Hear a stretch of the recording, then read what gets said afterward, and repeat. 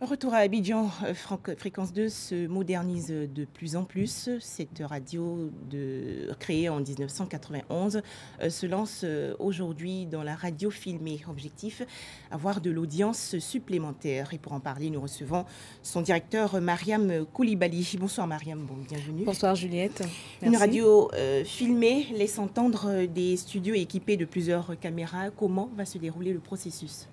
Alors, il y a eu d'abord l'installation. Donc, depuis quelques mois, les directions transversales, donc direction technique, DSI de la RTI, ont travaillé d'arrache-pied pour doter Fréquence 2 d'un studio flambant neuf. Un studio qui soit à même de répondre aux normes internationales en vue de faire de la radio filmée. C'est vrai qu'on me dira, c'est pas nouveau, parce que Fréquence 2, comme d'autres radios sur la place, avait déjà commencé à émettre des images.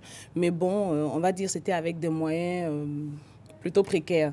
Donc un appareil photo qui fait de bonnes images, une caméra qui fait de bonnes images une fois en passant, mais on n'avait pas de studio équipé pour faire de la vidéo de façon normale, de façon correcte.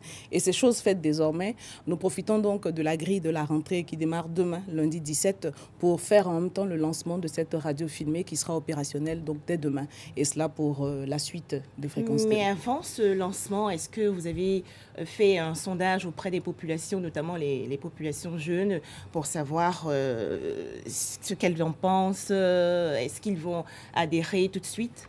Alors sur cette question, on n'a vraiment pas d'inquiétude parce que les quelques vidéos qu'on mettait déjà en ligne, qui étaient disponibles sur la page Facebook ou même sur l'application mobile ou sur le site de la RTI, vous vous rendez compte que cette vidéo-là devient très vite virale. Vous recevez un artiste, vous mettez la vidéo à disposition, les internautes, les auditeurs, les téléspectateurs mais courent pour voir ces vidéos, les partagent. Ça devient très vite viral. Du coup, nous nous sommes dit, écoutez, au lieu de nous contenter de faire de petites vidéos une fois en passant, pourquoi ne pas en faire un exercice plein et permettre donc aux auditeurs d'avoir le choix entre le son, mais également la vidéo de ce qu'ils peuvent vivre à travers les ondes. Alors, la radio filmée s'est répandue en Occident depuis plusieurs années. Pourquoi cette innovation, je dirais, un peu tardive ici en Côte d'Ivoire?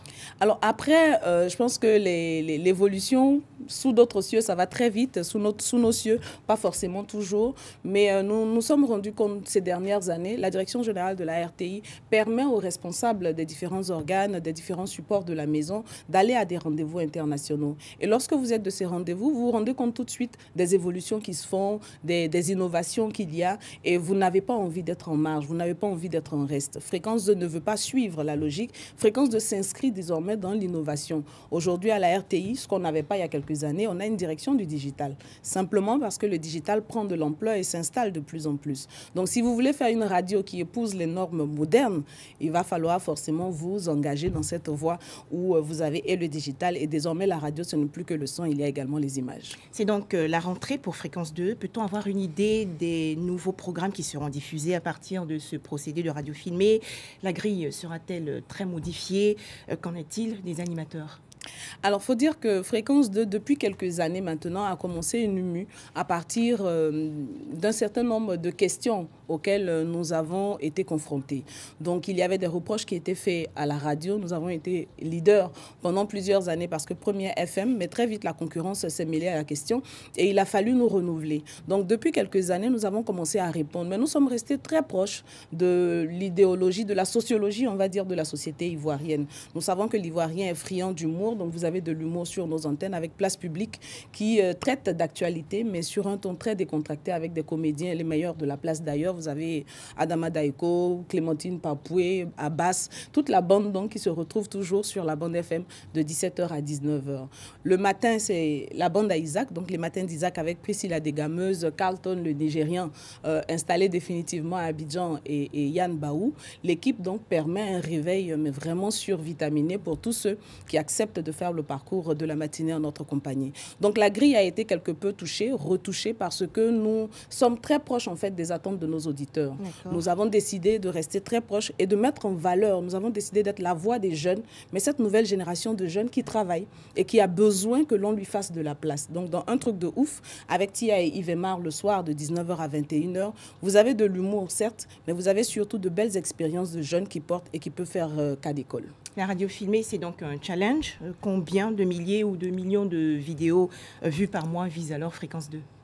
Alors pour le moment, je préfère ne pas me lancer dans les vidéos, dans le nombre de vidéos, parce que ça part très vite.